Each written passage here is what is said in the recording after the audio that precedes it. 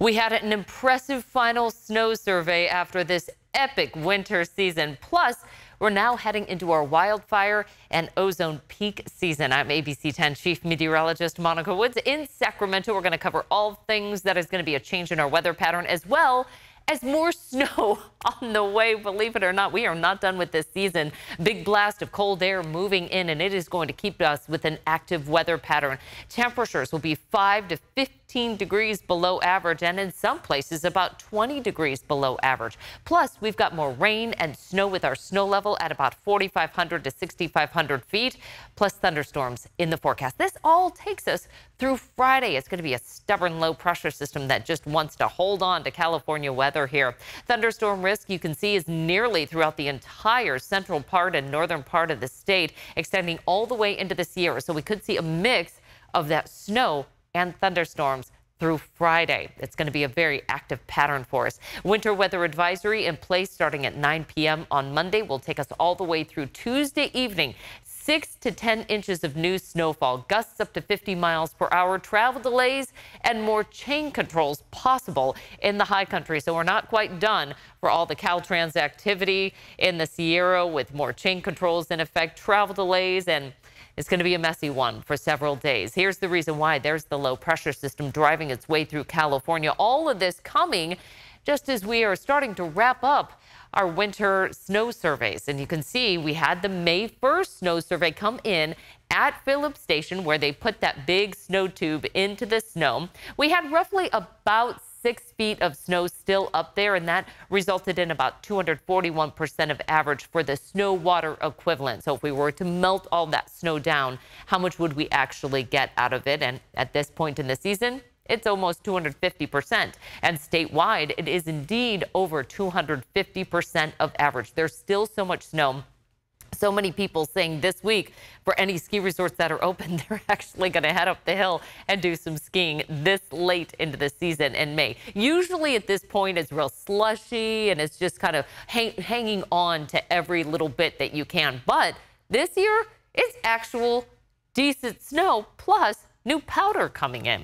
The water up there is so critical for our state's water supply. In fact, it supplies a third of the state's water needs. It also helps to fill our reservoirs and gives us kind of the offset of our diversification of our water portfolio, which also includes surface water, groundwater, imports, desalination, as well as reclaiming some of that water. So recycling it and making use of it one more time. And some places, it's up to 4 times that water drop will get reused. So our snow melt over the past week has been about 6 to 8 inches. We had a warm weather stretch in California, and that aided in some of that snow melting. In some places, it was up to about 12 inches over a 3-day period. But now with this shift in our weather pattern, we are going to limit some of that rapid melting, which is good news. We want to be able to meter that off slowly, fill our reservoirs, be able to do some releases downstream because the rivers are still really swollen. If you have been at any of our rivers in California right now, they are just flowing fast, high, and also very cold. We'll get to those water temperatures in just a moment. More showers possible, which is going to put a little bit more pressure on just some of the water that's coming in, not necessarily due to excessive snow melt. And more snow above 5,000 feet, adding just another layer, pretty much replacing what we were seeing lost last week. And again, if you looked at our YouTube from the last time that we did this, we talked about how that water comes into our many tributaries from the snowpack. This is unique for some places in the United States, but for here in California, this is what we expect year after year. The snowpack piles up. This is our saving account of water that we will then use for the dry season. We basically don't get any water coming in after roughly about the end of May, beginning of June. So once that snow starts to melt, it moves into many of our rivers. A couple of the big ones are going to be the Feather River, American, and the Sacramento. Those are going to be more towards the northern part of the state. Once that moves into those watersheds, gravity will take it downstream into our reservoirs. A couple of them Lake Oroville, one of the bigger ones. Folsom is a little bit smaller, but it serves a large metropolitan area, so there's a lot of focus on how much water is in Folsom, not only for our water needs, but also recreation and the environment. It's a cold water pool, so it helps fill some of those lower streams with cold water for things like salmon to repopulate. So once it gets through the Sacramento River and the American River, it will meet in Discovery Park. Eventually, it'll make its way out through the Delta. This is also a big pool of water that serves many people throughout the Delta region and then gets pushed out to sea. There's a lot of debate, which we could go on and on here on YouTube, about the debate whether we release that water to sea or hold it. Well, the Pacific Ocean is a pretty strong body of water, and if there's too much of that water coming in, salinity starts to dilute the fresh water that we see in the Delta. It's got to be a delicate balance there of fresh water versus salt water. So that's the story for another day. We'll get to some of those water temperatures right now. And again, this is snowmelt. And with the air temperature starting to cool, these are going to cool even more rapidly over the course of the next week. Right now, they're running at about 50 to 65 degrees.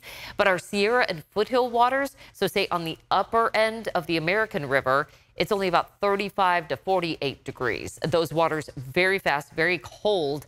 San Francisco Bay water, 52 degrees. Anybody that's been over to the coast knows it is cold at the coast if you get in that water. We're still monitoring a couple of watersheds on the rivers. Not many are above flood stage, but there are still a few that we're going to be monitoring. The Sacramento, Carson, Merced, Tuolumne, and San Joaquin rivers. We're all going to be monitoring those spots.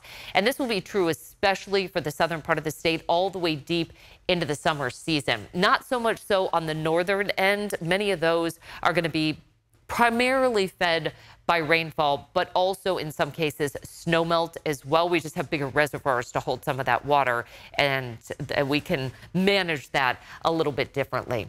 As far as our water supply, Shasta, the biggest one, nearly full, 97% full right now. Everything running well above average. Oroville, 91, Folsom at 82% full. As we move into the central and more so towards the southern part of the state, this is where the story starts to get very interesting and alarming. Now, we've been tracking this for several months. We knew once we started to see that epic line of storms lining up after the start of the new year, this was going to be a situation that had to proceed with caution because there are areas that are very vulnerable to flooding. So New Melones is at 63% full right now. Don Pedro, 76. Here's the markers of where those are right here. Here's I-5 heading southbound towards LA. San Luis is at 99% full. Great situation there at San Luis, which had been running so terribly low. You could see the bathtub line that they talk about where the water usually comes up, and then everything was very dry above that, and you knew where that water should be. So traveling along I-5 and over towards the coast, you could really see that bathtub line in San Luis. Millerton, only 32% full. Pine Flat is at 43%. And those two, I do want to look at just a little bit more. And the reason being is the historic snow in the southern Sierra. That still has a big way of melting to go. You can see we've fallen generally below that 1982 max for the northern Sierra and the central Sierra, but the southern Sierra still is trying to really flirt with that record of 1982-83. This is going to be our snow water equivalent. So again, if you were to take all that snow, melt it down, how much water would we get?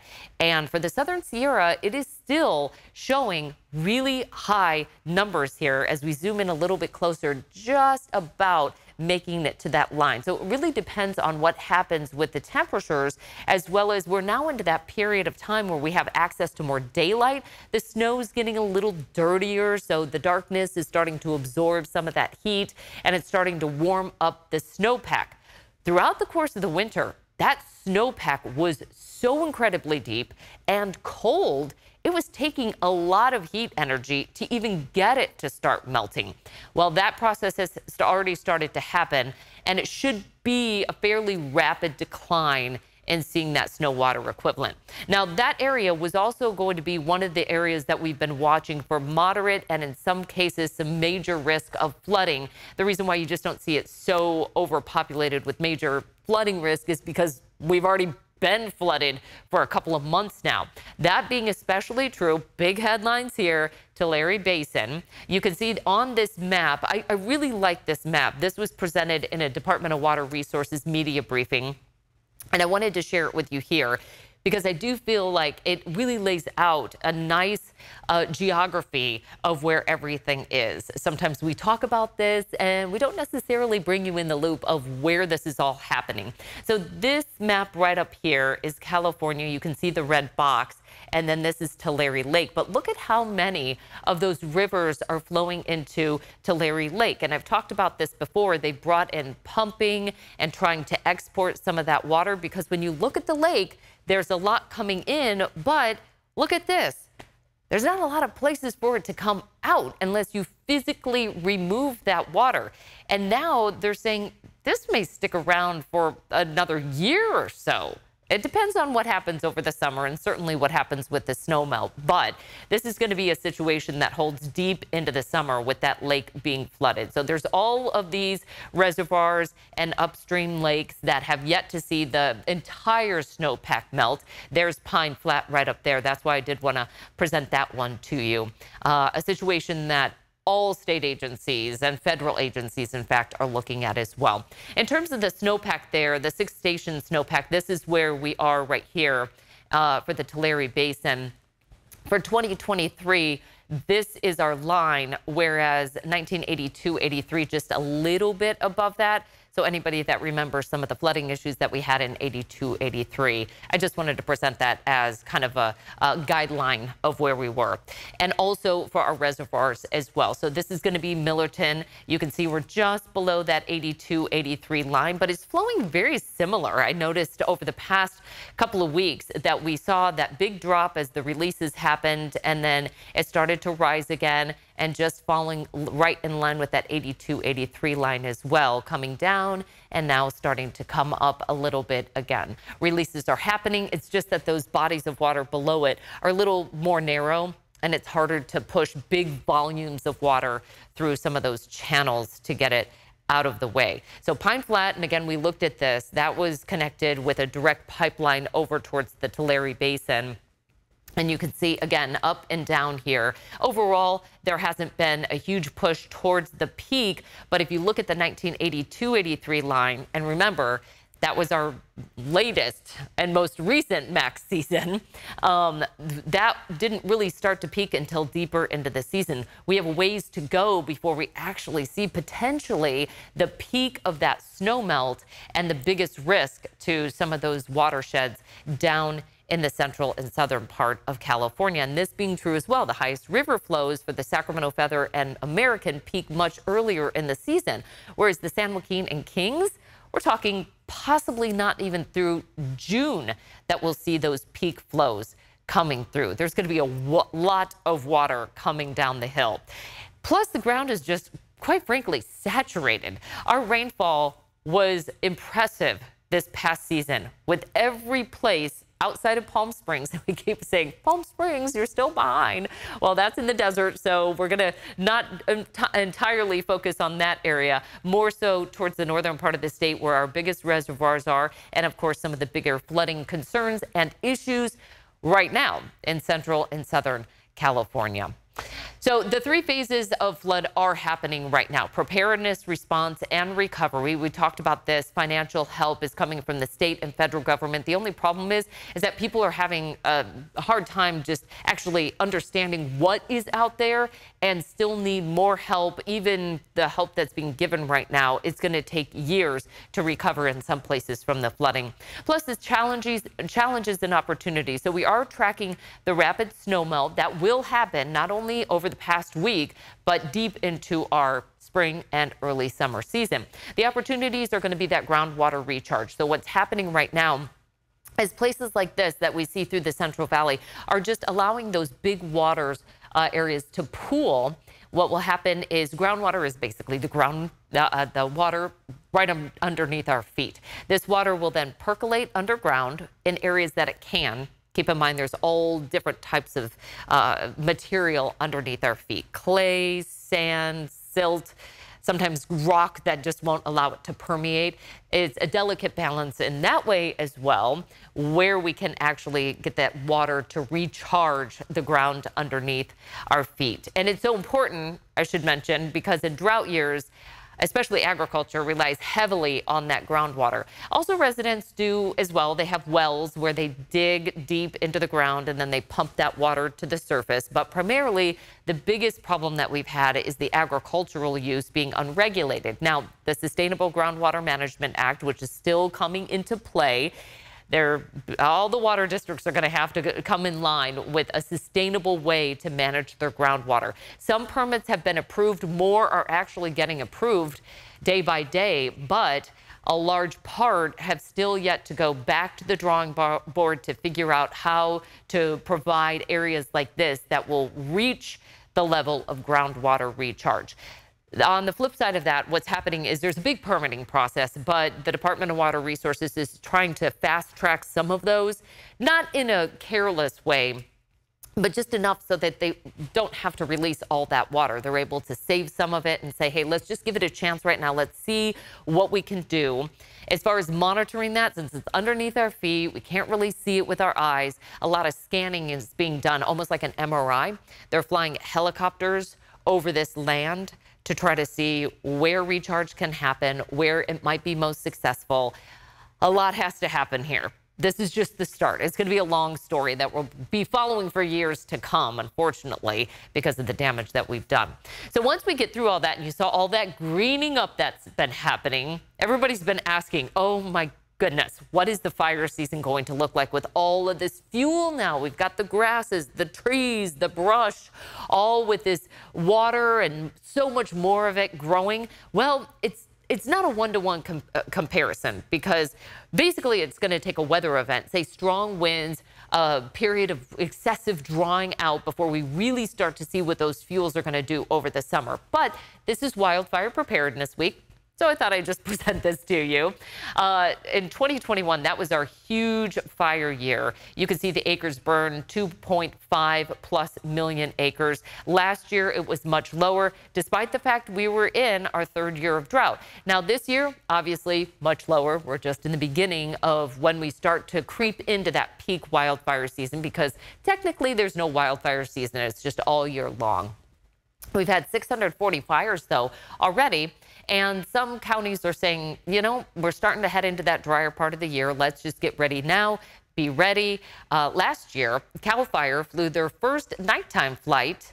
And there's a lot of technology that's been coming online. They've also been doing a lot of maintenance in some of the forest floor, trying to clear some of the brush and debris that has been accumulating over the past several years. So we've got a lot that's going on here with our wildfire season. Preparedness Week, though, means getting ready with the survival kit. You want that first aid kit, medicine, food, and water for at least 3 days. Important documents. That means proof of ownership, say, of your home, because they may require it to get back in.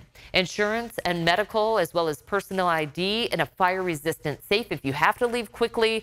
And if you're in the path of a fire and you can't grab those documents, if you've got them in a fireproof safe, sometimes they can make it out. Sometimes it's just too much of a disaster zone. A to-go bag, that means your emergency preparedness kit is in the car in case of evacuation. Also, remembering our pets. You want that first aid kit for them, the carrier, the ID tag, food, leash, medications, medical records, and toys. If you've got bigger pets or maybe some livestock, horses, know where that evacuation center might be located. And usually county officials will have that and have at least an idea of places that might be used as evacuation centers. As far as the smoke, sometimes we aren't affected here locally in the valley with wildfires, but we certainly are affected by smoke. And it can cause visibility issues as well. Moderate smoke, 5 to 10 mile visibility. When it gets to about very unhealthy, and we've seen that in the recent past, as well as hazardous, it's less than a mile. That's almost like fog conditions where you can almost not see the car in front of you. This happens to be the beginning today of air quality season as well, ozone season, I should say, to define that. So that's going to be a combination of air pollution and components, particles, ozone. We've got hazardous conditions for our health. So the AQI is really representative. Usually they just do ozone, but in terms of fire, they will put out that PM 2.5, all the air districts, just to alert people when it's not safe to be outside or to limit outdoor exposure if possible.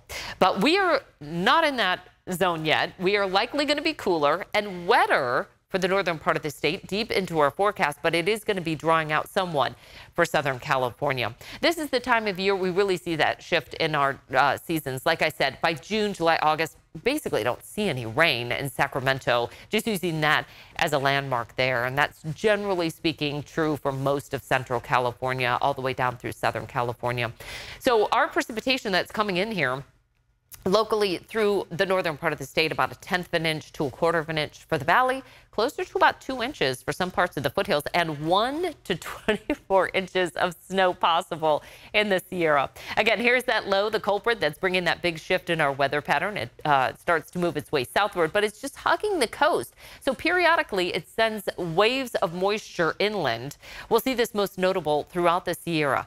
Just as we were talking about some of that snow melting, again, we are putting more snow on top of the freshly melted snowpack. On Wednesday, we start to see a little bit of a transition to some warmer air working in. Snow line goes up a bit, more so to about 6,500 to almost 7,000 feet. That's still below the passes, which means we're likely going to be with chain controls for several days through the work week.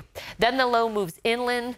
Southern California getting in on some of that action Wednesday evening through Thursday before the low finally starts to kick its way out of here. But you can see Thursday night, we're still looking at snow in the Sierra, the season that just won't end. So our 10-day forecast, Tuesday, we've got that chance of thunderstorms locally through Sacramento. Will dry out on Wednesday. More showers possible Thursday, drier and warmer into the weekend.